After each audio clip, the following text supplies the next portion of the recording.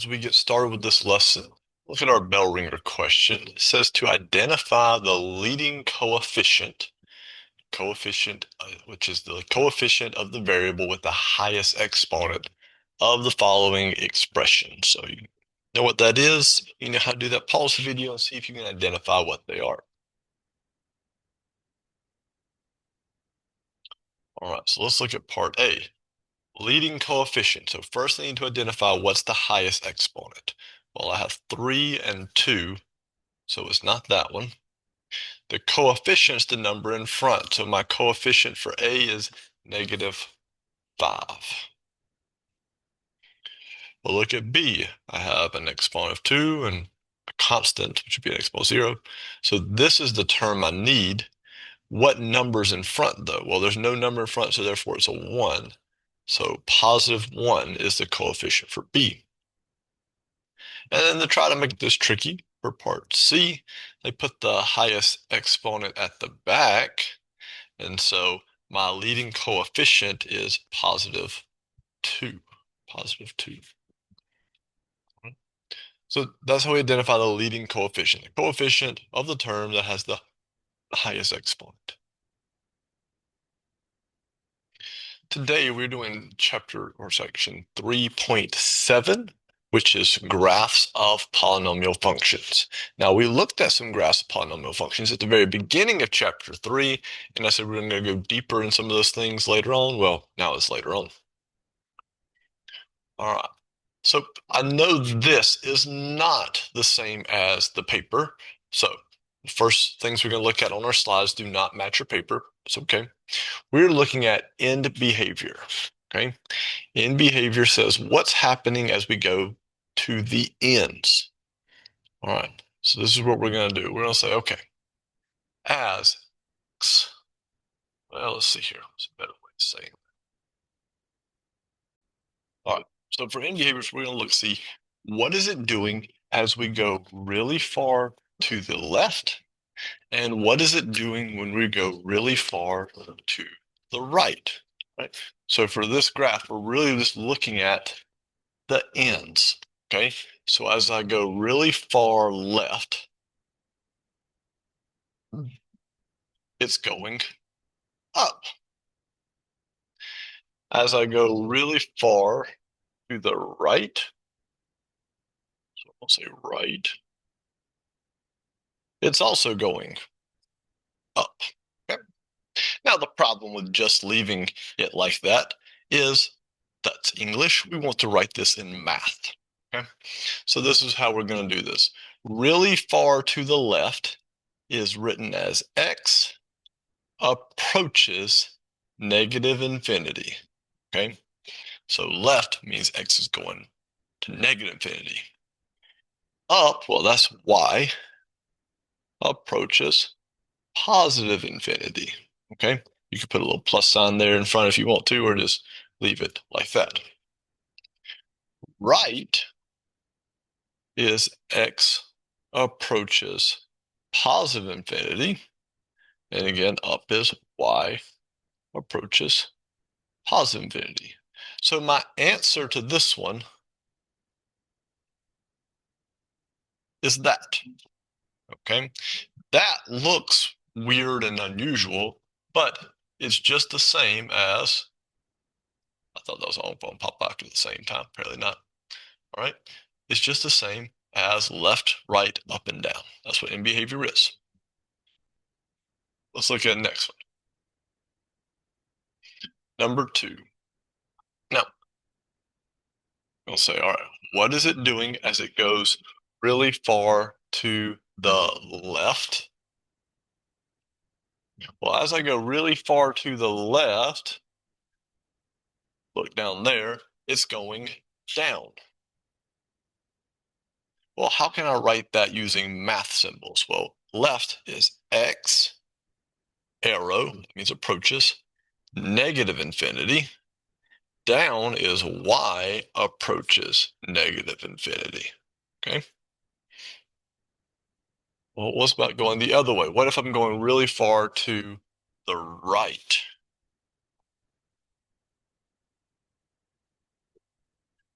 Well, Follow my graph, I see, oh, as I go really far to the right, it's going up. So x approaches positive infinity, y also approaches positive infinity. All right, and so my answer to this one is that right there.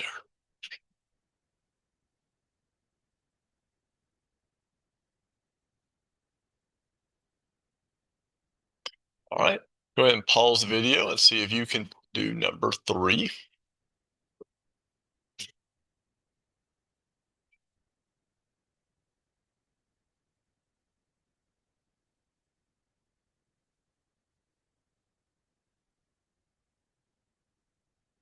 All right, you should have gotten, as I go to the left, that's x approaches negative infinity. It's going up, that's y approaches positive infinity. And you should have gotten, as x goes to the right, y is approaching negative infinity. Okay. All right, now we'll skip ahead a little bit on the slides. There we go. So those are all 6 problems that I'm using as my examples. Again, they don't match your paper, I know. So look at all 6 of those. We did the first 3 together and they're up and down. So actually, no, they're not even up and down. They're in a weird order. So 1, 2, and then 3 at the bottom. Yeah, anyway, look at all 6 of those and let's find some patterns. I want you to pause the video and think, what patterns can you see with the graphs compared to their equations?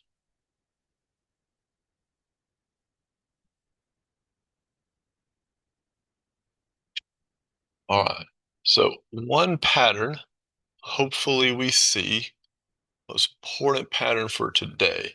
You see how this one, both arrows are going the same direction? Down here, both arrows are going the same direction. And right there, both arrows are going the same direction. So for those 3 graphs, both arrows were going the same direction. Now, what do those equations have in common? Well, let's look at the highest exponent. Highest exponent there is a 2. Highest exponent there is a 2. Highest exponent there is a 4. They all have even exponents. The highest exponent is even, right? Notice that for the 2, see this one right here was they're both going up. My leading coefficient's positive. This one, they're both going up. My leading coefficient's positive. Down here, they're both going down. My leading coefficient is negative. Okay? So if my leading coefficient's even, they're either both going to go up or both going to go down, depending on whether the leading coefficient's positive or negative. Now, what about the ones where the leading coefficient is odd? So right here, number 3, number 2, and number 5 all have odd leading coefficients, and they're going different directions. One's going up, one's going down. Well, how can I tell which one's going to go up and which is going to go down? Just by looking at the equation. Think about this as slope, okay? Right here for number 3, you see how it's negative? Well, instead of doing a little curvy line, what if I just do something like that? A linear. It would have negative slope. Come up to number 2, switch colors here. I have a positive leading coefficient. So think about this as something like that, a positive line or a positive slope. And then number 5, same thing. Positive leading coefficient.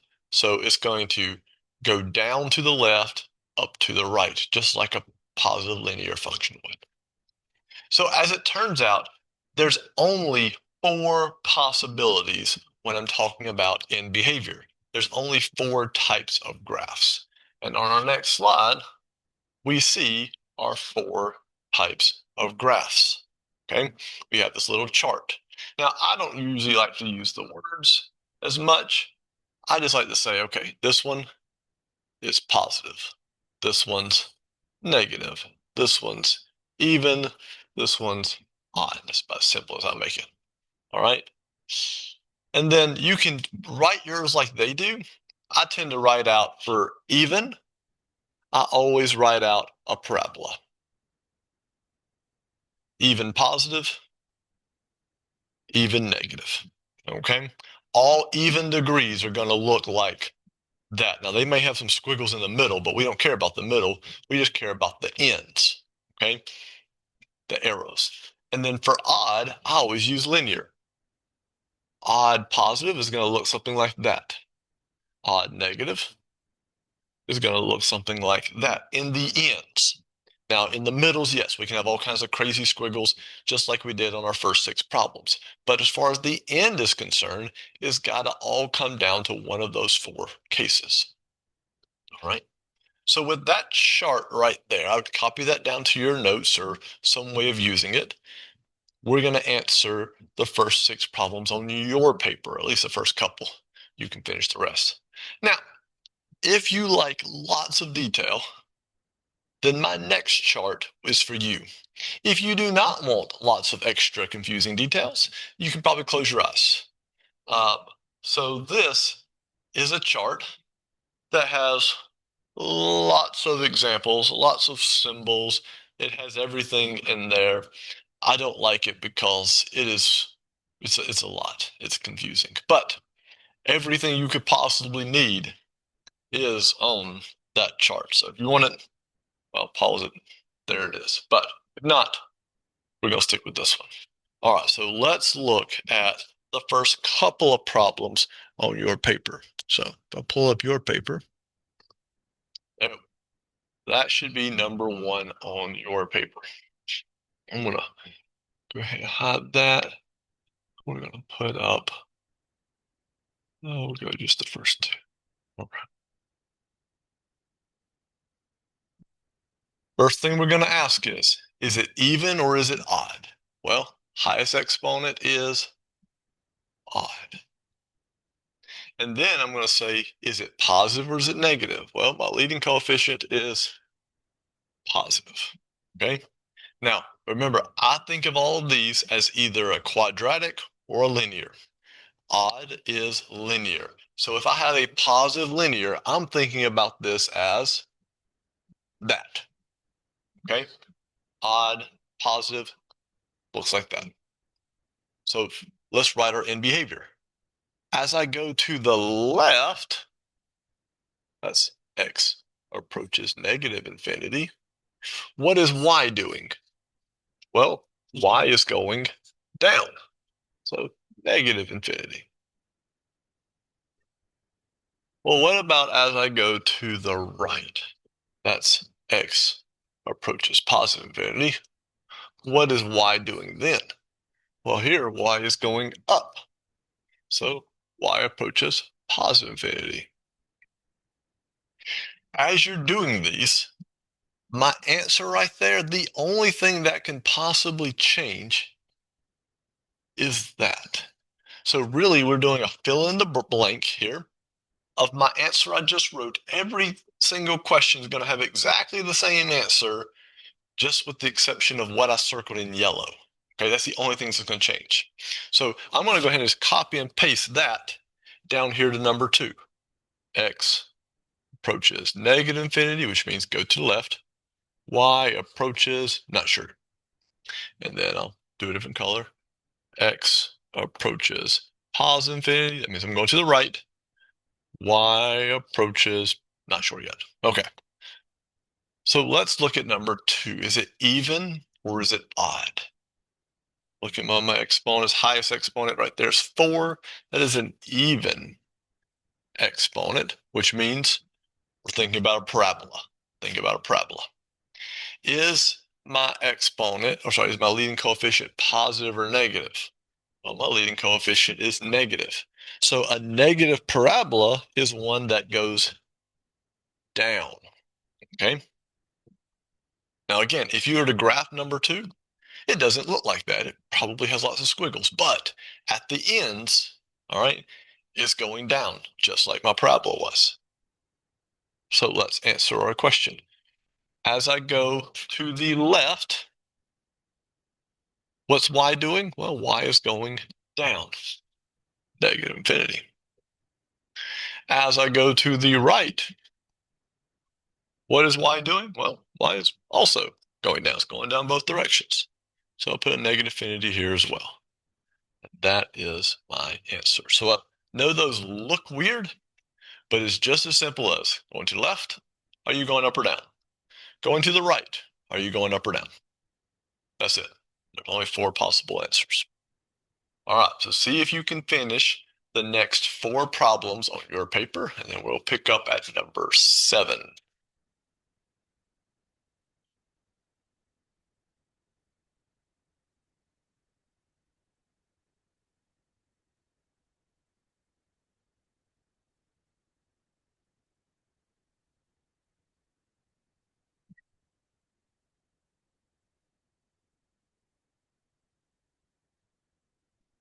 All right.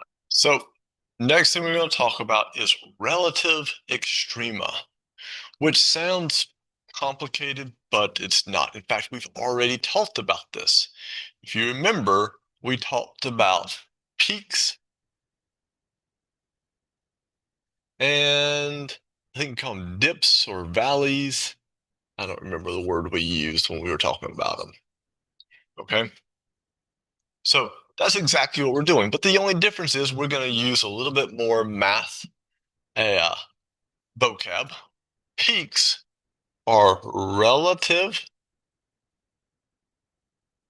maximums, and I'm not going to spell out the whole word maximum because I don't have space, and valleys are relative minimums. Okay. Now, because I don't like to write all that out, I'm just going to use max for peaks, min for the valleys. Okay. So let's look at my chart right here and see if we can identify where the maximums and the minimums are. Again, just looking for peaks and valleys. Well, let's look at this point right there. That point is a peak. And so we'd call that one a max. And where's the maximum at? Well, 1, 2, 3, 4. -5, comma, 1. I have a maximum at -5, 1. I come down here, I see that's a minimum. Is this a valley? It's the bottom of a valley. And it's at 1, 2, 3, -3, 1, -2. I have a minimum at -3, -2. Pause the video and see if you can find the rest of the maximums and minimums. Right. I have a maximum at 0, 1, 2, 3. And I have another maximum at 1, 2, 3, 4, comma, 1. And of course, I just skipped over this point right here, which is a minimum at 2, comma, 0. So this one had 3 maximums and 2 relative minimums. So relative maximums, relative minimums. Relative just means points that are higher or lower than the points beside it. Okay? So that's what we're going to do for your problems. And to do that, we're actually going to use our, I'm going to use that example. Yeah, perfect. Ooh, what happened?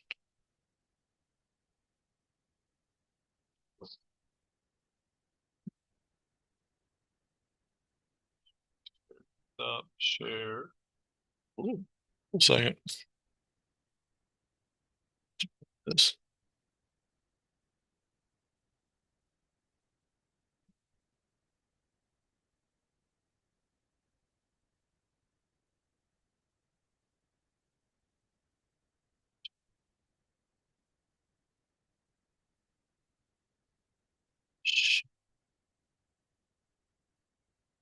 There we go. Hopefully you're still with me. All right.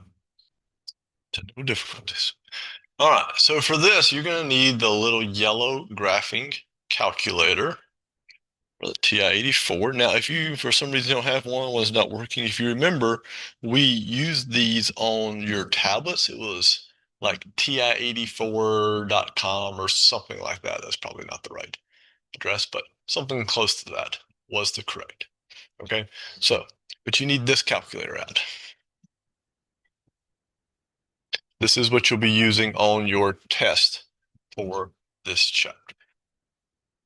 So I'm going to leave my instructions up there for at least the first one. You have them written on your paper. So I need to type this equation in on my calculator. And to type that equation in, I need to first hit the y equals button on the top left. I'll try to circle it for you. So right there, hit that button. I got stuff there already, so I need to clear out whatever's there. All right. So my equation is x. Oops, let's go over how to do that. X to the fifth. And so to do to the fifth, second, to do x to the fifth, so I'm going to hit that button right there to get my x. And then I need an exponent of 5. Well, to do an exponent, I need to hit this button right there. See, it puts a little box up there. I can type in whatever number I want. In this case, I want a 5.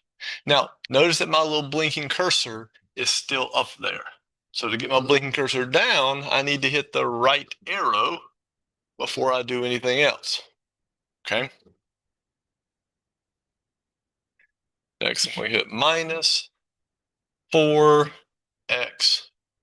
to the third, right arrow, plus 5x. Okay? So I typed in my equation. After I type in my equation, I want it to graph it, so I'm going to hit the graph button. It's going to think about it. It's going to come up with my graph. Beautiful. Okay. Now, I want to get my graph over here onto my chart. Now, a few ways I can do this. One of the ways is I'm going to bring up the table. Okay. And so to bring up a table, I need to hit the second button first, which acts like the shift key. Shift and then graph. Okay.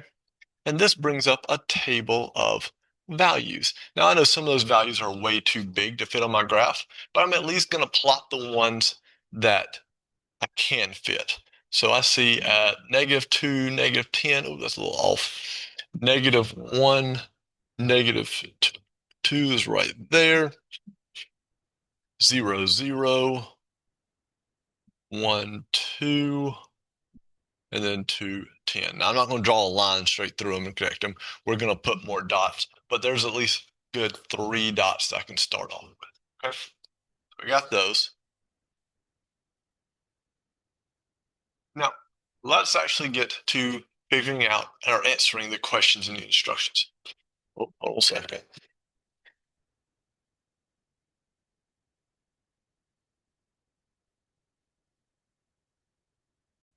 All right, had to pause it because there was an announcement. Where was I at? Okay, so I want to go back to my graph because I want to go ahead and answer the rest of the questions, and I'll get around to graphing it at the end. So I'm going to go back and hit the graph, and I hit the graph button to do that. Now, the second question, so the first question says this, or statement says to graph it. The next one says to state the number of real zeros. That's how many times does the graph touch the x-axis. All right, well, I know mine's not in color, but I'm going to trace it best I can. There's my graph right there. And then this is the x-axis. Well, how many times did the graph touch the x-axis? Well, it only touched it one time. So that means you have one real zero. By the way, we learned that it's because that's a 5 right there. If I only have one real zero, I have 4 imaginary zeros on this one. All right. Next, it says find the relative minima and the relative maxima. Now, I know my screen is really, really small right now, so I'm going to try something. I'm going to go to View. I'm going to go to Detached. Let's see if that, yeah, there we go. All right, let's drag this over.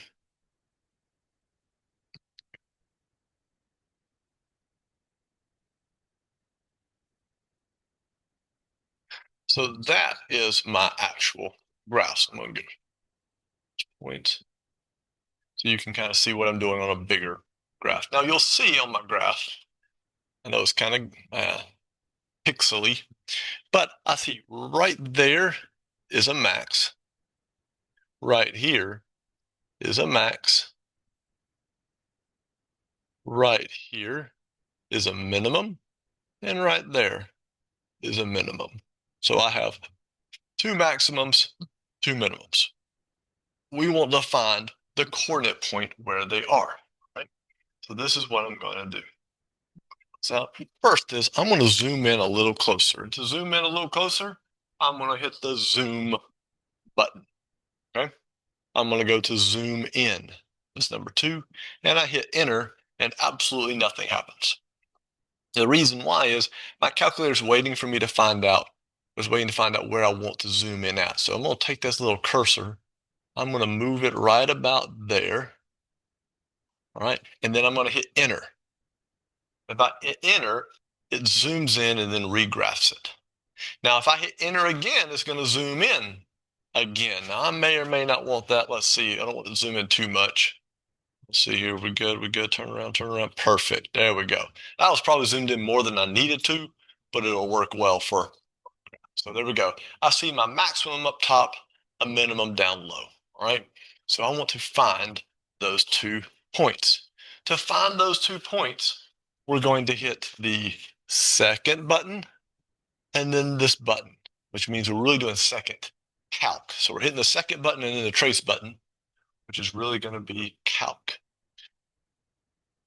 And there we go. I get that list of options that my calculator can find for me. And you see minimum and maximum are options 3 and 4. I need to pick one of them to find first. Doesn't really matter. I'm going to go after the maximum because that was the first one I saw, but it doesn't make much difference which one. All right. Now, I'm trying to find a maximum. To do this on my calculator, all I have to do is tell my calculator, hey, the maximum's in between these 2 numbers. I'm picking 2 numbers. One's on one side and one's on the other. Notice it says left bound. So what I'm going to do is I'm going to take my arrow, my left arrow, and I'm just going to keep going to the left. Okay. Now I know the maximum's right about there. I don't care. Move to the left a little bit. All right. Now you see where my cursor is? That's clearly not the maximum, but it's a little bit left of the maximum. So I'm going to hit enter. Now it says right bound. You see the little put arrow up there. I'm going to move my cursor somewhere to the right side of my maximum. All right about there. See how it's right of the maximum now? I'm going to hit enter. And whenever it says guess, just hit enter one more time. It's going to think about it, and then boom, it tells you where the maximum's located, right? So what you're going to do then is you're going to say, okay, move that down out my way. On your paper, you're going to say, oh, it has a maximum at negative 1.365, I'm just going 3 decimal places, comma, negative 1.39, it says 0.5, somewhere around that to 1. Okay, now I know there's 2 maximums because we already looked at the whole graph. I know there's going to be another maximum point, so go ahead and put another thing there, but I know there's going to be another maximum. But there's also a minimum right here on my screen. So we'll say minimum. There's actually 2 minimums total. So you're going to have 2 maximums, 2 minimums. Let's see if we can find the minimum. I know I got lots of writing all over my screen. See if I can do this without erasing it, but I might have to. Okay. So I'm going to hit second, trace. This time I'm going to go to number 3, which is the minimum. We're finding the minimum. That's, again, I'll put a little point on my graph. That's right there. There's my minimum. So I want to make sure my little cursor is left of that. Well, technically way up there. It is left of that. So anywhere over here is fine. I'm going to hit enter right there. Then I'm going to move my cursor to the left. Click in. That's about the minimum, so I need to move right of there. Well, somewhere over there would be right. So there we go. Hit enter, and when it says guess, hit enter one more time. It's going to think about it, and there it gives me my minimum.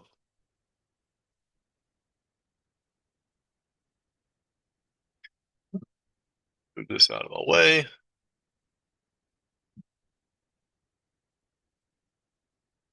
And so my minimum is negative 0.73, we'll round to 3, 733, and negative 2.301. There's my minimum, okay? Now, I found one of each, but the problem is now I'm zoomed in too much. I can't see the other, all right? So easy way of fixing your window, this is really important when you're using this, is zoom 6. Zoom 6. I'm going to hit the zoom button, and then I'm going to hit the number 6 button. So that's one right here, or I can literally just click the number 6. So hit the zoom button, hit the number 6, and it always takes you back to your normal home window. Okay. So I found that minimum and maximum at the bottom left. Now I can zoom in on that minimum and maximum at the top right. Now you might not have to zoom in on every problem. Some of these, you probably can get it without zooming in. These are so bunched together, it makes it kind of hard otherwise. So I'm going to zoom in, move my cursor this way, move my cursor up there, hit enter. Okay. Now, I'm not going to bother zooming in again. That's close enough. So to find my maximum, I'm going to go to second calc, go to maximum, hit enter. For left bound, move my arrow to the left of the maximum, somewhere right about there, hit enter. For right bound, move it somewhere to the right, enter. When it says guess, hit enter again, and there it is. I'll write that down. I have 0.732, no, should round to 3, and then 2.301. Okay. I'll do that one last time before I find my other minimum. Second calc. Oh, second calc. There we go. Minimum, just number 3. Left bound, that works. I'm left of the minimum. To find the right bound, I need to hit my right arrow a few times. There's the minimum, so it comes somewhere to the right of it. There we go. Enter. When it says guess, hit enter one more time. And there's my minimum. 1.365. And then 1.391. Now, right about now, you're probably noticing some similarities between our coordinate points. That's because this particular graph is something called an odd function. Odd functions are symmetrical about the origin. So you'll see that you have basically the same numbers kind of mirrored, but some are positive and some are negative. Okay, that's not going to happen every time, but it did happen because this one is called, again, specifically an odd function. All right, so we wrote how many real zeros. We wrote our maximums and minimums, and oh man, I'm just now realizing I was not paying attention to our instructions. It says round to the nearest tenth. That would be 1 decimal place. I rounded to 3 decimal places. So if you're reading instructions and you're rounding to 1 decimal place, perfect, no problem. I rounded to 3. It'd be all right. Okay, last thing I need to do is to graph my function. So I'm going to go back to zoom 6. And I'm going to try to get these-ish connect, yeah. But we're not going to be super careful. Now, remember, I've already plotted a couple points, which again, I have completely forgotten. Let's see here. What were they?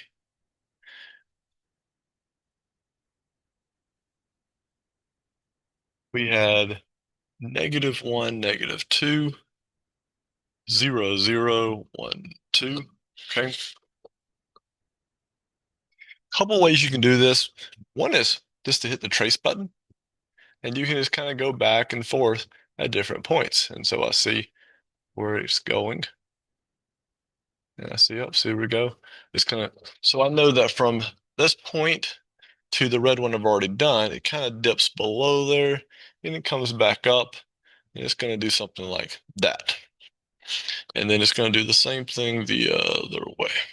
Oh, wait. No, no, that was wrong.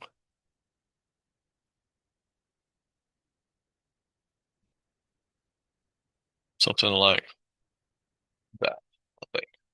So it probably goes a little steeper than that. All right, there we go. Close enough. So we got a graph, we got our maximum minimums, and we got our real zeros. That's what you're going to do for these. Okay. Try number 8. I'm going to put the answer up on the board in just a second, but go ahead and try number 8.